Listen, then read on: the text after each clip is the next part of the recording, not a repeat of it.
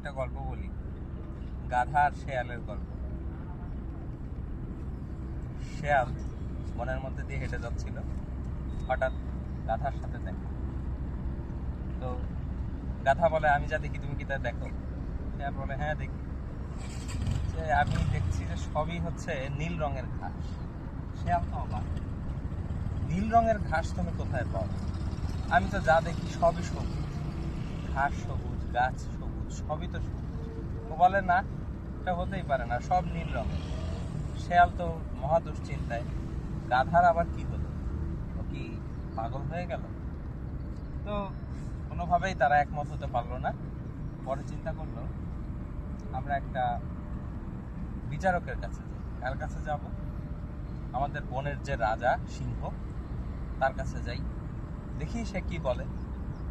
তাদের মধ্যে আলোচনা হলো। তো তাদের মধ্যে আলোচনা হলো যে যে হেরে যাবে সে 10 দিন সে কারোর সাথে কথা বলতে পারবে না, সে বন্দিশালায় থাকবে, তাকে চুপ থাকতে হবে।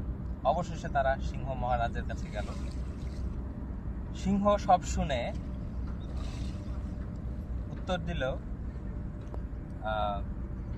এই তাদের এই আলোচনায় বিজয়ী হয়েছে গাধা। আর বিচার হলো, সিংহকে আগামী 10 দিন কারাগারে থাকতে হবে এবং সে কোনো কথা বলতে পারবে না কারোর সাথে। তো শেয়াল তো অবশেষে মেনে নিল।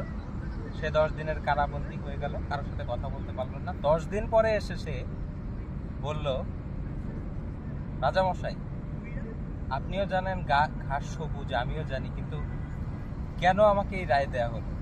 তখন রাজামশাই বললেন, তুমি সবই জানো, কিন্তু গাধার সাথে তুমি কেন এই বিতর্ক করতে গেলে? এজন্যই তোমাকে আমি এই কারাদণ্ড দিয়েছি। মোরাল অফ দ্য স্টোরি, সবার সাথে বিতর্ক করতে